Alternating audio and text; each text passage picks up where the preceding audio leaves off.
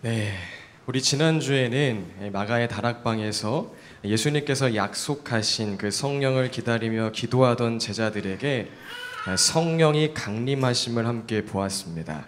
자, 그리고 그 성령이 강림하자 제자들 안에 성령의 능력이 나타나기 시작함 또한 보았죠. 여러분, 그 능력이 무엇이었습니까? 자, 그 성령의 능력은 각 나라, 족속의 말로 하나님의 큰 일을 증언하게 된 것이었습니다. 우리 사도행전 2장 9절에서 11절까지 함께 읽어볼까요? 시작! 우리는 바데스 사람과 메데스 사람과 엘람 사람이고 메소포타미아와 유대와 갑바도기아와 본도와 아시아와 부르기아와 밤빌리아와 이집트와 구레네 근처 리비아의 여러 지역에 사는 사람이고 또 나그네로 머물고 있는 로마 사람과 유대 사람과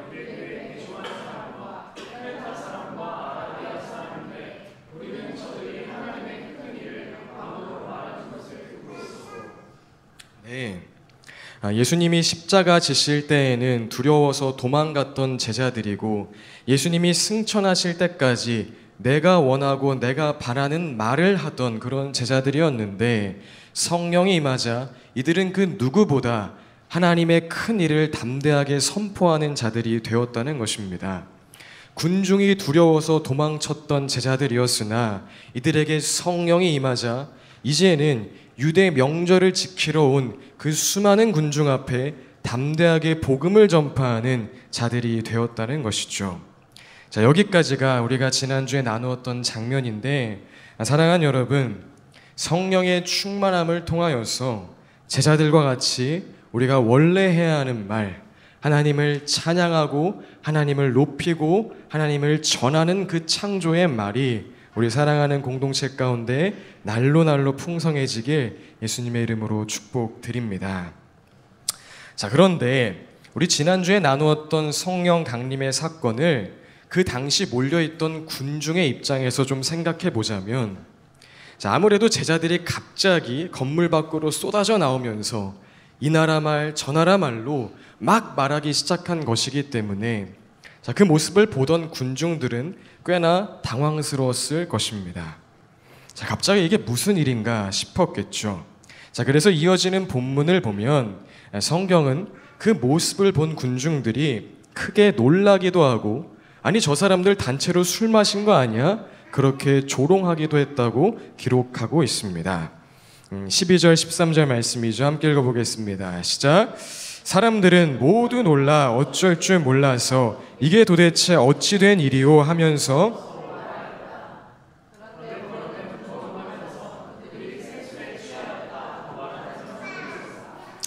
여러분, 갑자기 사람들이 아침부터 쏟아져 나오면서 이 나라 말 저 나라 말로 막 크게 말하기 시작하면 저라도 그곳에 있으면 크게 놀랐을 것 같습니다. 자, 그러자 이 놀란 사람들을 좀 진정시키고 일말의 오해를 풀고자 이 제자들의 대표격인 베드로가 앞장서서 사람들에게 말하기 시작하는데요. 자, 이어지는 본문이 그 장면을 기록하고 있습니다.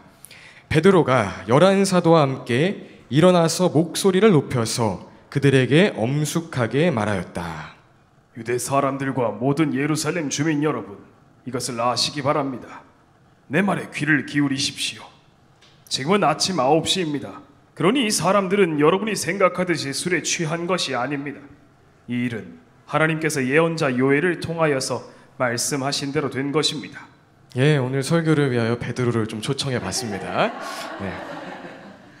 여러분, 우린 아침부터 술 마신 거 아닙니다. 자, 오늘 이 일은 당신들이 알고 있는 요엘서에 기록된 이야기, 마지막 날에 성령을 부어주시겠다는 그 말씀이 성취된 것뿐입니다 라고 이야기한 것이죠. 자, 그리고 베드로는 이어서 사람들 앞에서 예수 그리스도에 대하여 증언하기 시작을 합니다. 사람들 앞에서 신약시대 최초의 설교, 예수 그리스도를 나타나는 최초의 복음 설교를 하게 된 것이죠. 자, 이것이 바로 오늘 본문의 내용인데요.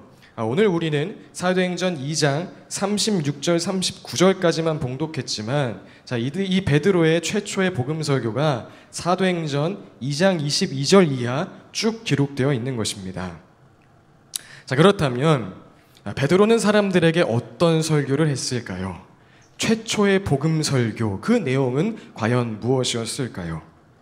자, 그 내용을 요약하자면 베드로가 수많은 사람들 앞에서 설교한 그 내용은 첫 번째, 예수님은 우리를 구원할 그리스도, 우리를 구원할 신이라는 것을 알리는 것이었고요. 두 번째는 그 예수를 너희가 죽였음을 알게 하는 말씀이었습니다. 우리 36절 말씀 함께 합독해서 읽어보겠습니다. 시작. 그러므로 이스라엘 온 집안은 확실히 알아두십시오. 하나님께서는 여러분이 십자가에 못 박은 이 예수를 주님과 그리스도가 되게 하셨습니다. 예, 이 구절이 말하듯이 베드로의 설교는 요약하자면 예수가 주님과 그리스도이심을 말하는 설교였고, 그 예수를 너희가 십자가에 못 박았음을 알아차리게 하는 설교였다는 것입니다. 자, 그렇다면 이 최초의 복음 설교를 들은 사람들은 이 말씀 앞에 어떤 반응을 보이게 되었을까요? 사도행전 2장 37절은 최초의 복음 설교를 들은 사람들의 반응을 다음과 같이 기록합니다. 함께 읽어보겠습니다. 시작. 사람들이 이 말을 듣고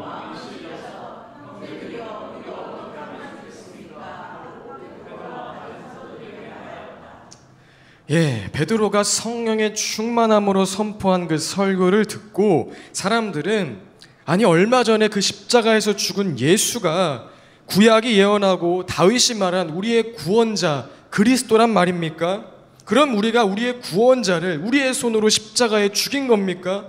그럼 이제 우리 어떡합니까? 라고 반응하게 되었다는 것이죠. 자, 그러자 그 두려움과 걱정, 그럼 이제 우린 어찌해야 한단 말인가? 라는 근심에 빠져있는 그 사람들에게 베드로는 이 설교의 적용이자 설교의 결론으로서 다음과 같은 해결책을 사람들에게 말해줍니다. 베드로가 대답하였다. 회개하십시오. 그리고 여러분 각 사람은 예수 그리스도의 이름으로 침례를 받고 죄 용서를 받으십시오. 그리하면 성령을 선물로 받을 것입니다.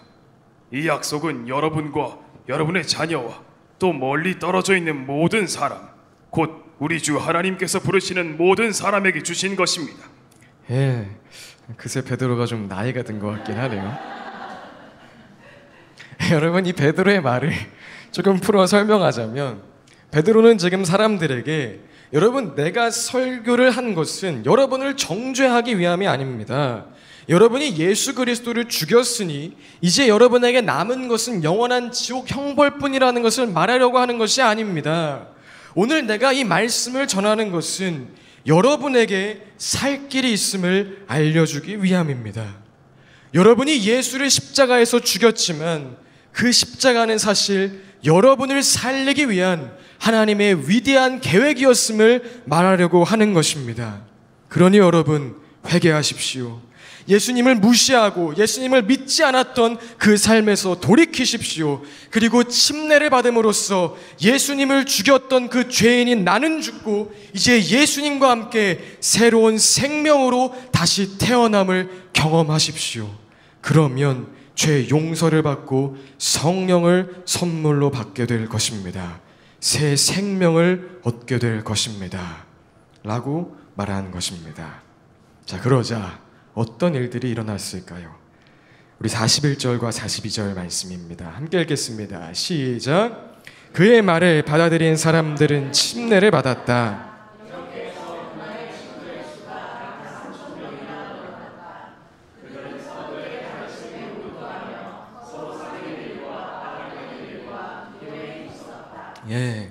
그의 말을 받아들이고 사람들이 침례를 받기 시작하여 그날에 무려 3,000명의 성도가 생겨났습니다.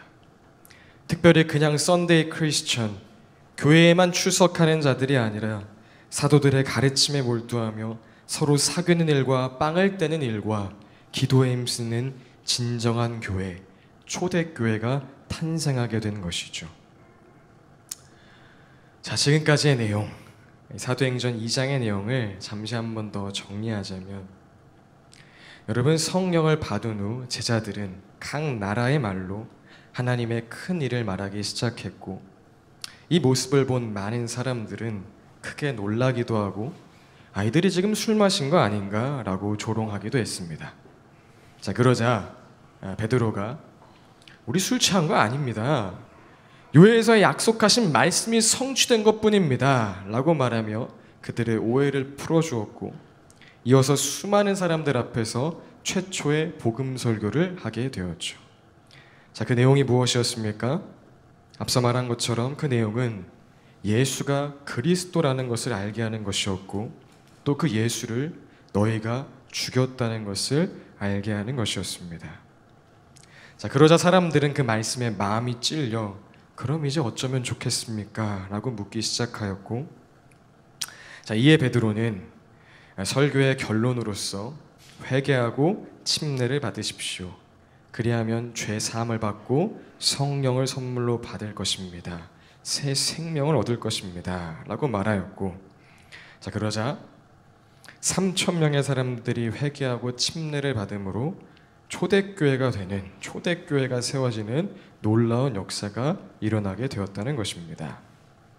자, 여기까지가 사도행전 2장에 기록된 그리고 오늘 본문에 이르기까지의 전반적인 내용인데 자, 특별히 올 한 해 우리 토부 공동체 안에 이 사도행전 2장에 기록된 동일한 역사가 이루어지길 예수님의 이름으로 축복드립니다.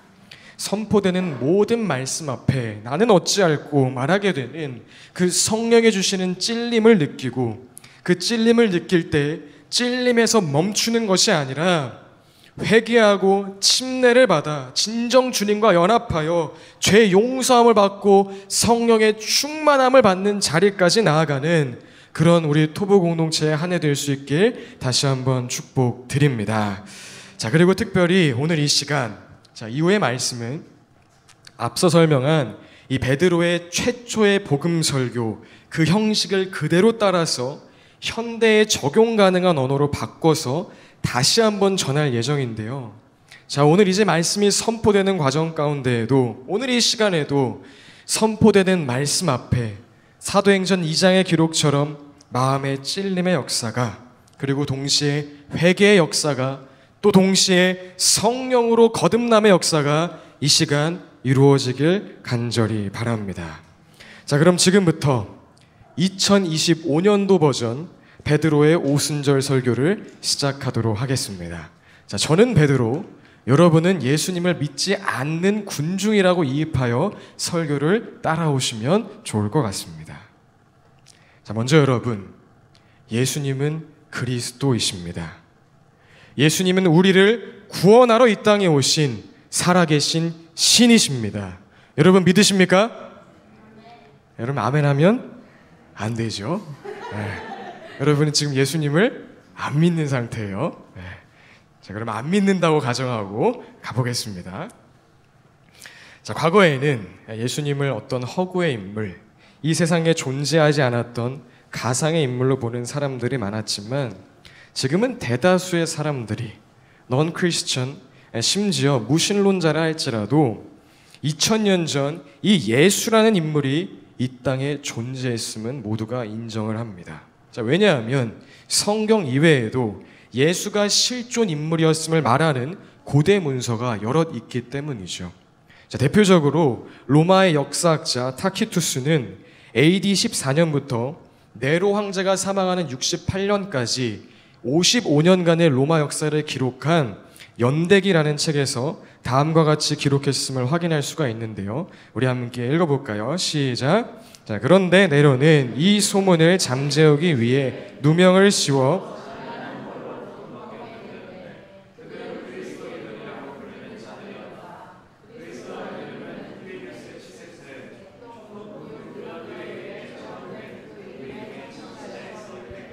네. 또 유대 역사가인 요세푸스도 AD 90년경 기록한 유대 고대사라는 책에서 예수는 놀라운 일을 행하였으며 그의 진리를 기쁘게 받아들이는 사람들의 선생이 되었다. 그는 많은 유대인과 헬라인들 사이에 명성이 높았다라고 언급했음을 확인할 수가 있습니다. 자, 이 밖에도 다양한 문서와 또 여러 유적들이 예수가 실존 인물이었음을 말하고 있기 때문에 2000년 전 예수라는 인물이 팔레스타인 지역에 살았다는 것은 이제 대다수의 사람들이 인정한다는 것입니다. 자, 그런데 문제는 무엇입니까? 예수가 실존했다는 것은 알겠는데 예수라는 인물이 신이라는 것, 예수라는 인물이 정말 온 인류를 구원할 그리스도라는 것이 믿겨지지 않는다는 것이겠죠. 자, 여러분도 그건 잘 안 믿어지시죠? 안 믿어지시죠? 네, 좋습니다. 자, 그렇다면 지금부터는 여러분에게 예수님이 실존 인물이었다는 것을 넘어서 그 예수가 정말 저와 여러분을 구원하기 위해 이 땅에 온 신이라는 것을 한번 설명해 드리도록 하겠습니다. 자, 먼저 예수님은 평범한 사람과는 다른 엄청난 지혜와 지식을 가지고 계셨고, 또 예수님은 수많은 초자연적인 일들, 기적과 이사를 많이 보여주셨습니다. 자, 그러나 이와 같은 이유만으로 예수를 신이라고 인정하기는, 받아들이기는 어려울 것입니다. 자, 왜냐하면 이 세상에는 예수님 말고도 많은 현자, 성인들이 있었고, 또 무당이나 마술사들이 보여주는 일들도 우리 일반인들에게는 초자연적인 것처럼 보이기도 하기 때문이죠. 자, 그럼 무엇이 예수님은 살아계신 신임을 알려주는 가장 강력한 증거가 될 수 있을까요? 자, 그것은 바로 예수 그리스도의 부활 사건입니다. 자, 인류의 역사 가운데 현자도 많고 성인도 많고 기적을 보이는 자들도 많았지만 그 누구도 죽었다가, 심지어 십자가에서 철저하게 죽었다가, 심지어 3일 동안이나 죽어 있다가 다시 살아나는 경우는 없기 때문입니다. 십자가에 달려 모든 물과 피를 쏟으며 죽었다가 3일 후에 다시 정상적으로 부활하는 것은 오직 삶과 죽음을 초월한 신만이 가능한 일이기 때문에 예수의 부활 사건은 예수님이 정말 신인가를 알려주는 가장 중요한 단서가 된다는 것입니다. 따라서 예수님은 정말 신이신가? 라는 질문은 자연스럽게 예수님은 진짜 부활했는가? 라는 질문으로 넘어가게 되죠. 예수님의 부활 사건이 참이냐 거짓이냐에 따라서 예수님이 정말 신인지 아닌지 그 존재를 밝힐 수 있기 때문입니다. 자, 그렇다면 여러분, 예수님은 진짜 부활했을까요? 자, 많은 사람들은 예수님이 부활했다는 사실을 절대 믿지 않습니다. 부활했을 수도 있지 않을까라는 생각조차 잘 하지 않죠. 왜냐하면 이는 인간 세계 안에서는 이성적으로, 상식적으로, 경험적으로 불가능하다는 것이 너무나 명확하기 때문입니다. 자, 그래서인지 심지어는 믿는다 말하는 자들 안에서도 저도 사실 예수님의 부활이 그렇게 썩 믿어지진 않지만 그냥 믿는 거예요 라는 식으로 말하는 사람들도 종종 보게 되죠. 자, 물론 예수 그리스도의 부활을 믿는다는 것은 단순한 지적인 영역으로 되어지는 것이 아니라 성령 하나님께서 우리 안에 은혜로서 믿게 하시는 신비적인 일임은 분명합니다. 이와 같은 일들이 오늘 이 시간에도 일어날 수 있었으면 좋겠습니다. 자, 그런데 예수님이 부활하셨음을 논리적으로 설명할 수 있는 방법이 없진 않습니다. 자, 그 내용을 몇 가지 말씀드리자면, 먼저 첫 번째, 예수님의 시체가 발견되지 않았다는 것이죠. 우리 마태복음 27장 62절에서 64절까지 함께 읽어볼까요? 시작! 이튿날 곧 예배일 다음 날에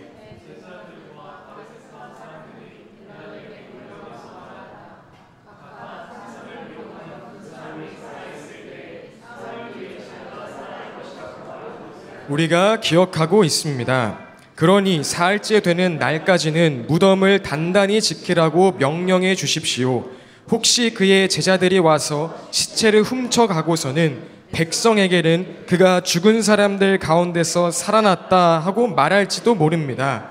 그렇게 되면 이번 속임수는 처음 것보다 더 나쁜 영향을 미칠 것입니다.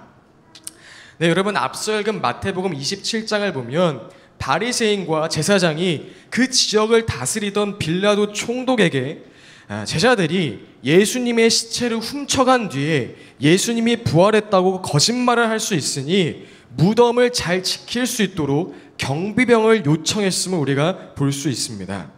즉 이들은 예수님의 부활에 관한 소문을 알고 있었고 혹여나 그 일이 실제로 일어날까 극도로 경계하고 있었다는 것이죠.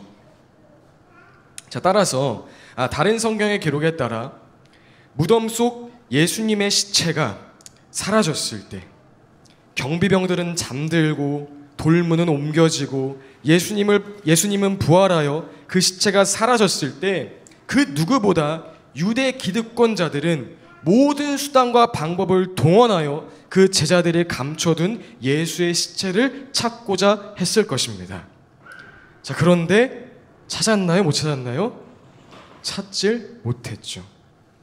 자, 그리고 그 이후 기독교를 박해하고 기독교를 비방하는 그 누구라도 예수의 뼈 조각 하나만이라도 발견하면 그토록 싫어하는 기독교를 단번에 없앨 수 있을 텐데 지금까지도 그 누구도 예수의 뼈 조각 하나 발견하지 못했습니다. 자, 물론 무신론자들은 아니 그것은 제자들이 예수의 시체를 숨긴 것이 아니라 예수의 시체를 불에 태워 없애버리고 부활했다고 거짓말했기 때문이다 라고 생각합니다. 예, 물론 충분히 그렇게 생각할 수가 있죠. 자, 그런데 이것은 유대인의 사고방식과 문화를 전혀 모르기 때문에 하는 이야기입니다.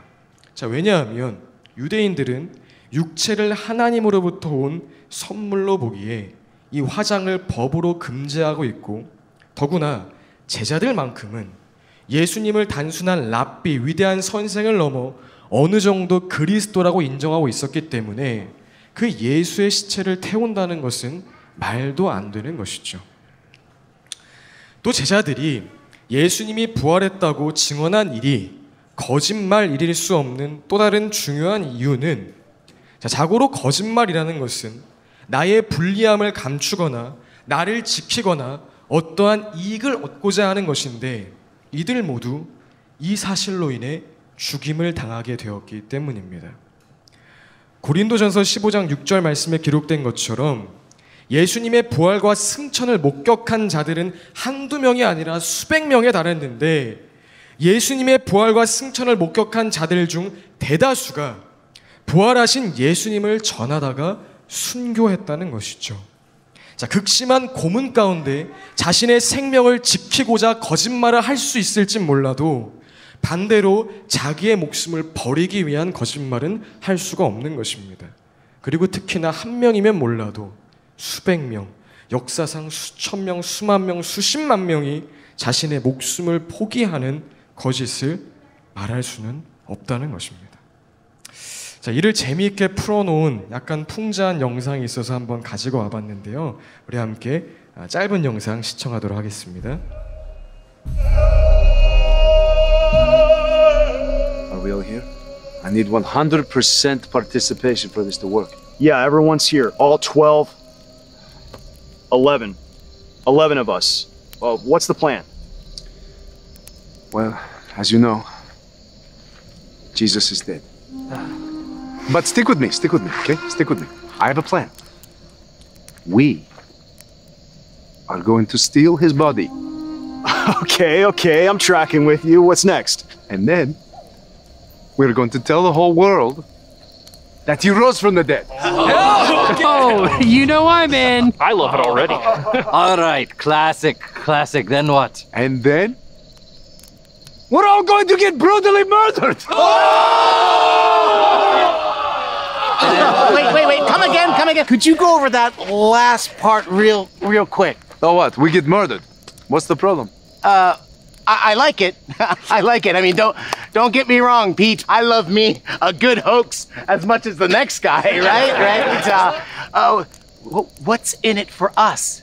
Do we all get riches, fame, and fortune first, right? No, get this. You're going to be hated, persecuted, and reviled for the rest of your life.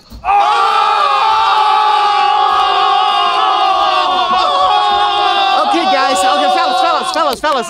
Look, I gotta be missing something here, right? Okay? I mean, why on earth would we do this? Can we start over?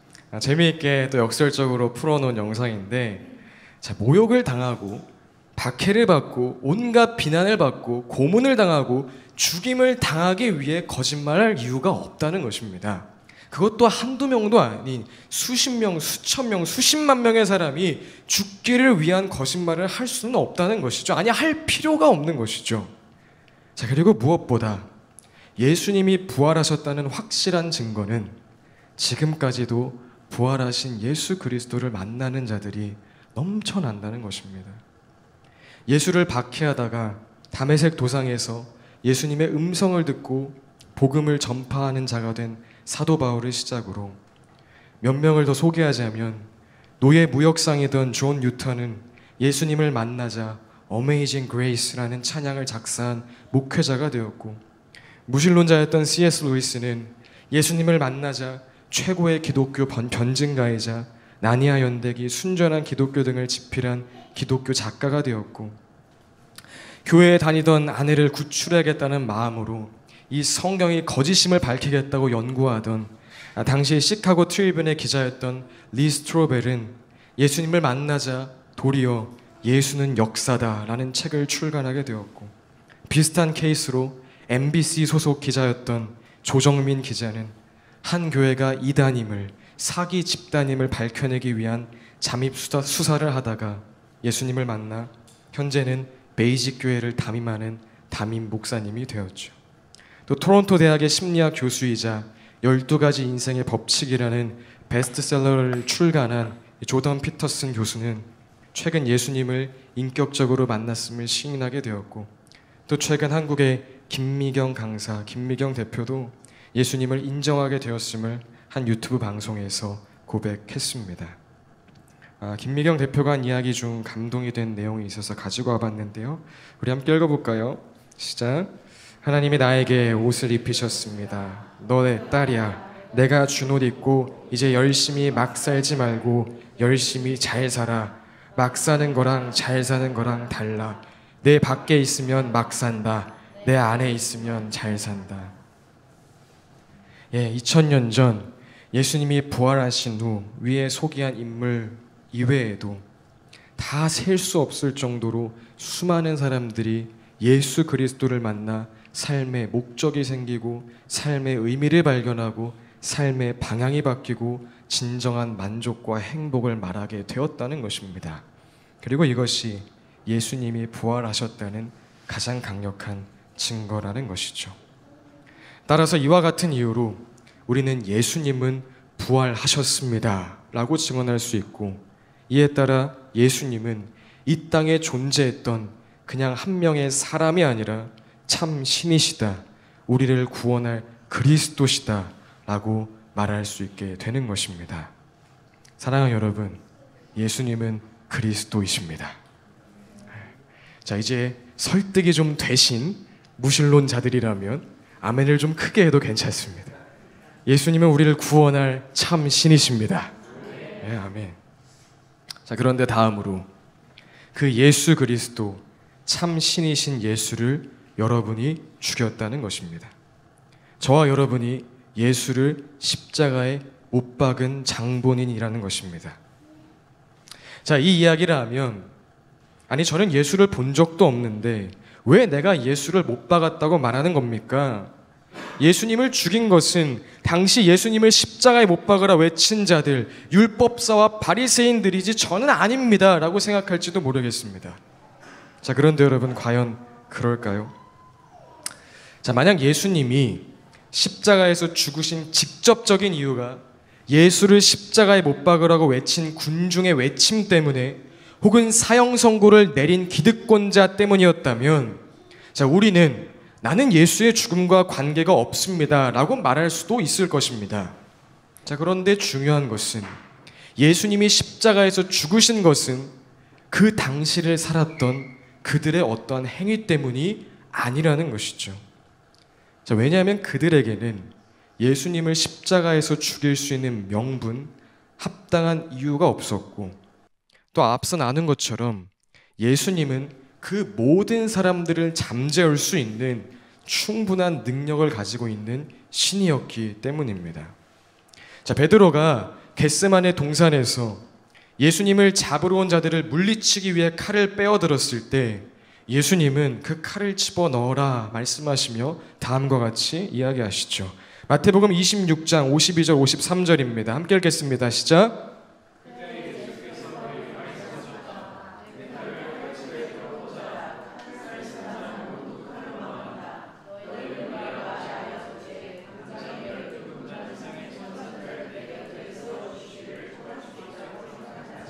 네, 예수님은 지금 몰려온 군대를 싹 없앨 수 있는 그 능력을 가진 신이었다는 것이죠. 힘없어서 끌려간 게 아니라는 것입니다. 또 예수님을 신문했던 로마 총독 빌라도는 사람들 앞에서 이렇게 말을 하는데요. 누가복음 23장 13절에서 15절까지입니다. 함께 읽겠습니다. 시작. 빌라도는 대제사장들과 지도자들과 백성을 불러 모아놓고서 그들에게 말하였다. 그대들은 이 사람이 백성을 오도한다고 하여 내게로 끌고 왔으나 보다시피 내가 그대들 앞에서 친히 신문하여 보았지만 그대들이 고발한 것과 같은 죄목은 아무것도 이 사람에게서 찾지 못하였소.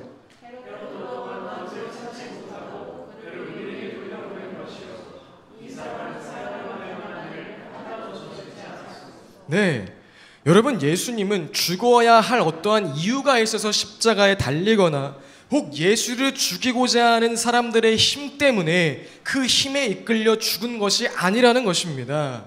종합하자면 당시를 살던 그 사람들의 행위 때문에 예수님이 죽은 것이 아니란 얘기죠. 그들의 어떠함이 예수를 죽인 직접적인 이유가 되지 못한다는 것입니다.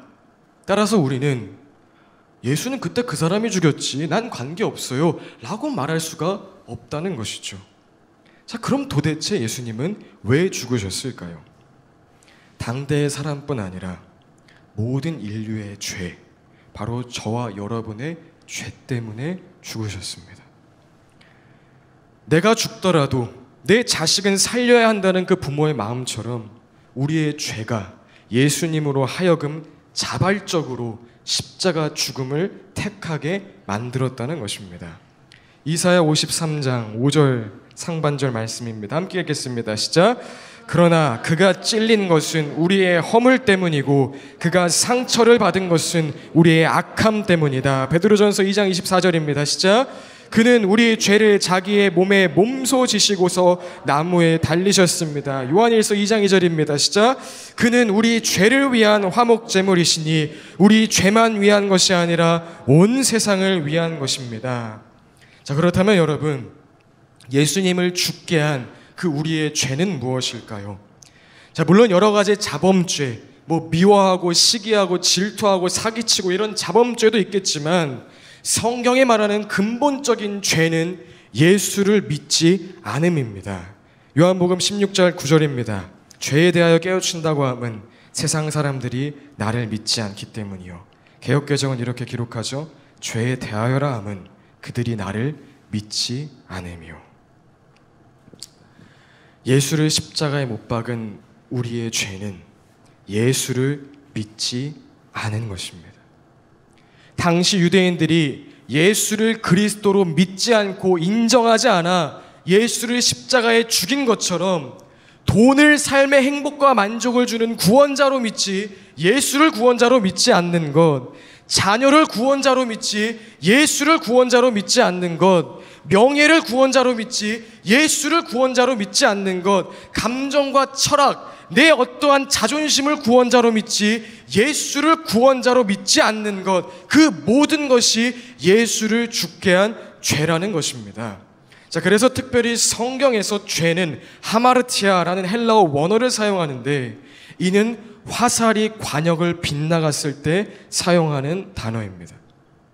즉 예수 그리스도, 예수 우리의 구원자를 향해 하는 우리의 모든 생각, 마음, 뜻, 의지, 삶의 목적과 의미가 다른 곳을 향해 있는 그 모든 것이 성경이 말하는 죄라는 것입니다.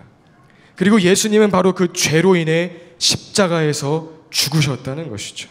군중들의 함성과 소리, 기득권의 힘에 의하여 어쩔 수 없이 당시에 죽은 것이 아니라 모든 인류의 죄, 곧 저와 여러분의 죄로 인해 죽으셨다는 것입니다.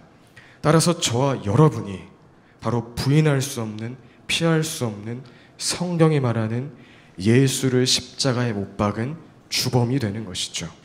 로마서 3장 23절 말씀입니다. 함께 읽겠습니다. 시작. 모든 사람이 죄를 범하였습니다.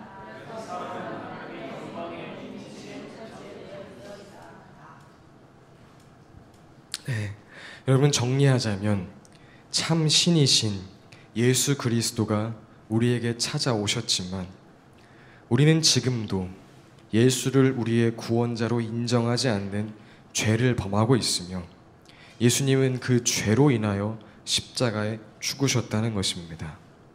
그리고 모든 사람이 참 신이신 예수 그리스도를 인정하지 않은 죄에 그 죄로 인해 예수를 죽게 한 죄까지 더해 모든 사람은 죽게 되었고 죽음 이후 영원한 하나님의 진노, 영원한 하나님의 심판을 받게 되었다는 것이죠. 자, 그러면 여러분, 우리는 어찌해야 합니까? 자, 이 부분에서 우리 다시 사도행전의 기록으로 한번 넘어가 봅시다. 사도행전 2장 37절 38절입니다. 함께 읽겠습니다. 시작.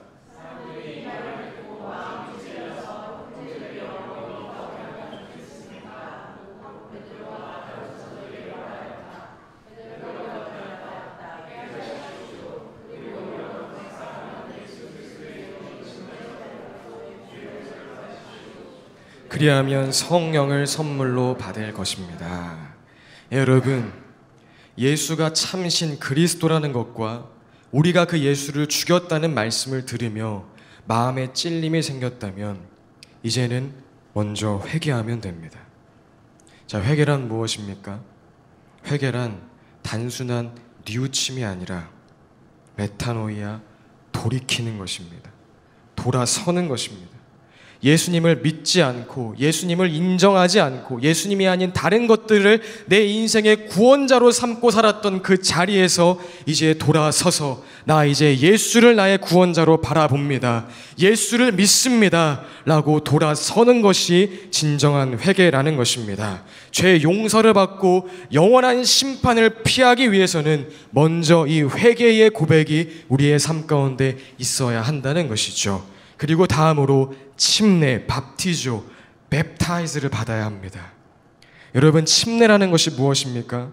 자, 침례는 물에 잠겼다 올라오는 하나의 의식이기도 하지만 침례의 진정한 의미는 우리가 물속에 들어갈 때 예수님을 부인하고 예수님을 인정하지 않고 예수님이 아닌 다른 것들을 믿고 살았던 나는 이제 죽었고 물 밖으로 올라올 때 이제 예수님과 함께 새로운 생명으로 태어났음을 고백하는 것입니다.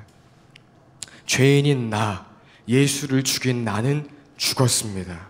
이제 나는 예수님과 함께 새로운 생명으로 태어났습니다. 고백하는 것이 침례의 진정한 의미라는 것이죠. 그리고 이와 같이 회개하고 침례를 받을 때 우리는 예수를 믿지 않고 살았던 죄, 예수를 십자가에 못 박은 그 모든 죄에 대한 용서를 받고 성령을 선물로 받아 새 생명이 된다는 것입니다. 자, 그런데 여러분, 너무 간단하다는 생각은 들지 않으십니까? 자, 우리의 죄는 신이신 예수, 참 신이신 예수를 믿지 않고 그 신을 죽인 것인데 이제 예수를 믿겠다고 회개하기만 하면 죄인인 나는 죽고 예수님과 새로운 생명으로 다시 태어났음을 믿기만 하면 모든 죄가 사함 받는다는 이 말이 여러분 가능하다고 느껴지십니까? 우리의 죄가 이토록 큰데 나는 죽었습니다. 주님과 삽니다. 이 말 한마디로 용서받는 것이 가능하다고 생각되십니까? 여러분, 불가능한데 가능합니다. 말도 안 되는데 말이 됩니다. 자, 왜냐하면 예수님의 십자가는 우리의 죄로 인함이기도 하지만 우리의 죄를 위함이기도 하기 때문에 그렇습니다. 우리의 죄 때문에 죽은 십자가지만 동시에 우리의 죄를 위해 죽은 십자가이기 때문에 그렇다는 것입니다. 예수님은 우리의 죄로 인해 죽으신 것이기도 하지만 그 십자가는 동시에 죽을 수밖에 없었던 우리의 죄값을 대신 치르신 자리이기도 하기에 우리는 회개와 침례의 믿음, 그 고백으로 성령을 받고 구원에 이를 수 있게 된다는 것입니다.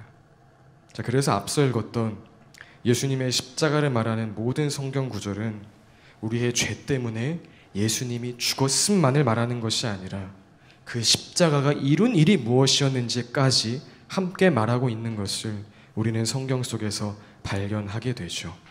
우리 앞서 읽었던 이사야 53장 5절 말씀을 풀 버전으로 한번 읽어볼까요? 시작.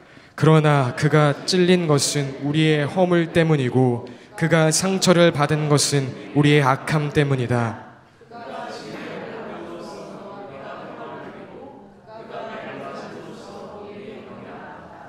네, 여러분, 예수님이 십자가에서 찔리고 상처를 받은 것은 우리의 죄 때문이지만 동시에 예수님이 우리의 죄로 인해 징계를 받음으로써 우리는 평화를 누리게 되었고 예수님이 매를 맞음으로써 우리의 병이 나을 수 있게 되었다는 것입니다. 베드로전서 2장 24절 말씀도 우리 풀 버전으로 함께 읽어보겠습니다. 시작. 그는 우리 죄를 자기의 몸에 몸소 지시고서 나무에 달리셨습니다. 그것은 우리가 죄에서 죽고 의에는 살게 하시려는 것이었습니다. 그가 매를 맞아 상함으로 여러분이 나음을 얻었습니다. 아멘. 예수님이 죽으신 것은 우리의 죄 때문이지만 동시에 그 죽음은 우리의 죄값을 대신 치르심으로 우리를 의롭게 만들 수 있는 죽음이었다는 것입니다.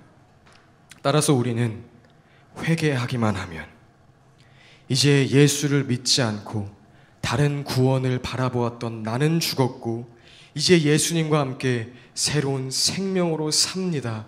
그렇게 믿기만 하면 모든 죄를 용서받을 수 있게 되었다는 것입니다. 우리의 회개의 고백이 그저 간단한 고백, 간단한 사람의 말이라면 예수를 부인하고 십자가에 예수를 못 박은 그 중대한 죄는 그 말로 절대 용서받을 수 없겠지만 그 고백은 그냥 간단한 고백이 아니라 예수님께서 십자가에서 처절하게 죽으심으로써 이미 죄값이 다 치루어지심으로써 우리가 간단하게 고백할 수 있게 되어진 간단해진 고백이기 때문에 우리가 진정 회개할 때 그 고백 속에 효력이 발생하게 된 것이라는 사실입니다.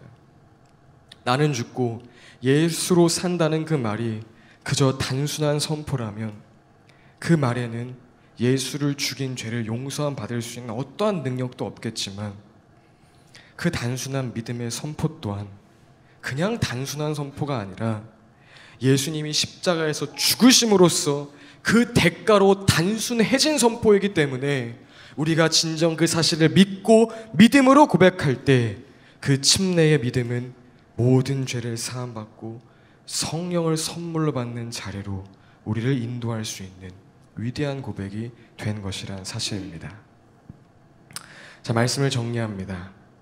자, 오늘은 특별히 베드로의 설교 형식을 그대로 가지고 와서 여러분 말씀을 전했는데 아직 예수님을 인격적으로 만나지 못한 분들에게는 오늘 이 말씀이 예수님은 살아있는 신이고 그 예수를 내가 죽였구나, 이 말씀이 마음의 찔림이 되어 회개의 자리로, 침례의 자리로 나아가 정말 성령으로 거듭남의 역사를 경험하게 되길 예수님의 이름으로 축복드립니다.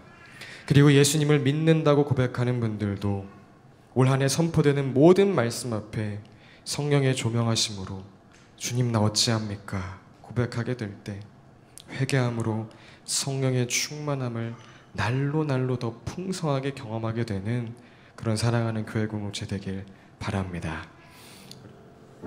네, 여러분, 오늘 베드로가 예수님은 참 신이십니다, 살아있는 그리스도이십니다 라고 이야기하고 그런 예수를 당신들이 죽였습니다 라고 말한 것은 사람들에게 겁을 주기 위하여 그런 여러분에게 남은 것은 영원한 지옥뿐입니다를 말하기 위하여 전한 것이 아니었습니다. 베드로가 이 말을 한 것은 그런 여러분에게 살 길이 있습니다. 그런 여러분을 구원하기 위하여 예수가 십자가에서 죽으신 것입니다 라는 것을 말해주기 위함이었죠. 오늘 이 시간을 통하여 예수님이 참 신이시구나, 예수님은 살아있는 신인데 내가 그 예수를 부인했구나, 내가 예수를 못 박았구나, 그 찔림이 다가왔다면 여러분, 오늘 베드로의 설교 목적처럼 그런 저와 여러분에게 살 길이 있음을 알아차리고 그 살 길을 선택하는 우리 사랑하는 교회 공동체 될 수 있길 바랍니다. 여러분, 그 살 길이 무엇입니까? 회개하는 것입니다.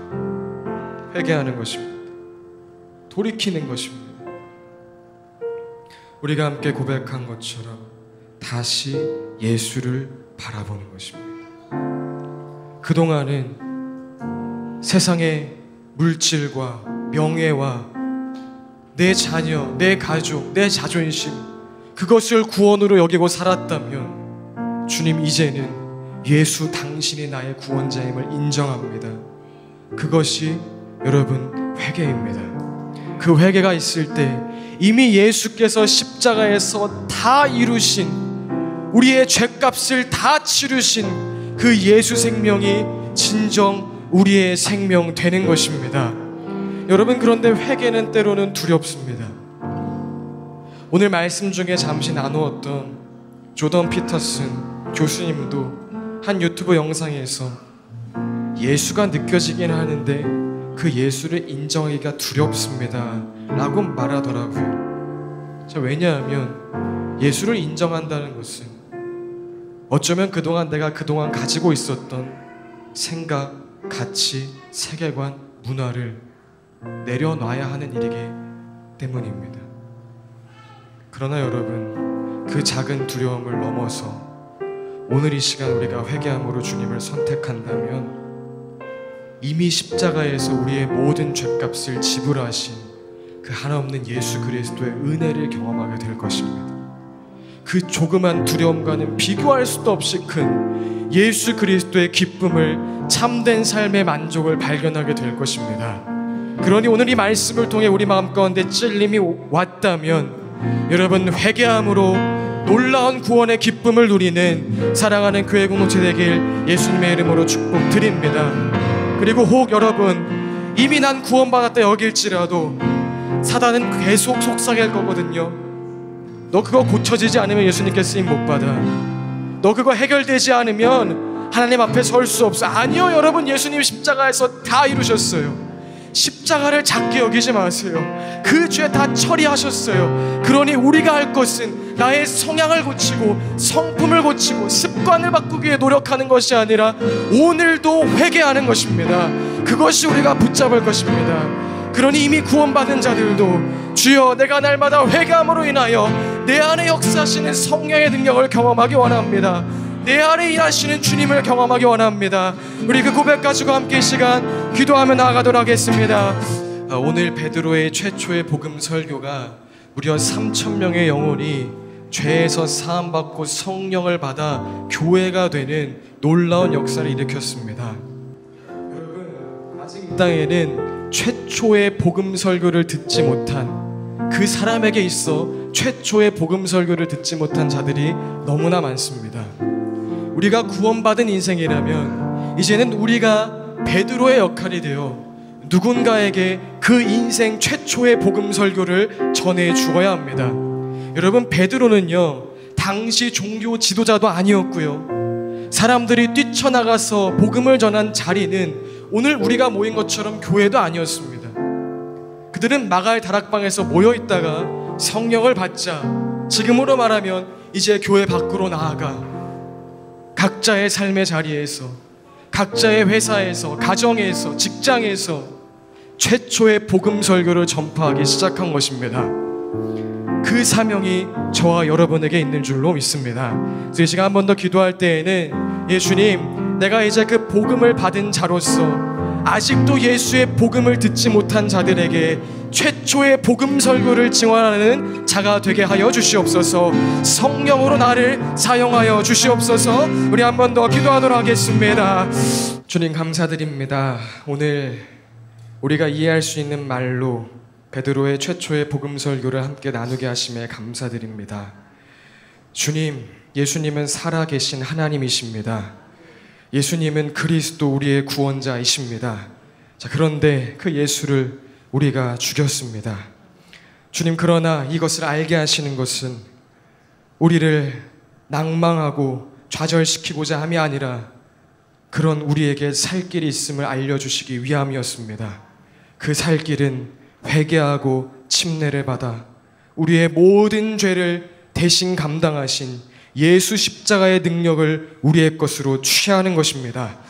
주님, 오늘 이 말씀 가운데 마음에 찔림이 있는 자 있다면 주여, 우리가 진정 회개함으로 이전의 삶에서 돌이켜 주를 바라봄으로 죄인인 나는 죽고 이제 나는 예수님과 함께 새 생명이 되었습니다 고백함으로 이미 우리의 모든 죄를 감당하신 예수 십자가의 능력이 우리의 능력 되게 하여 주시옵소서.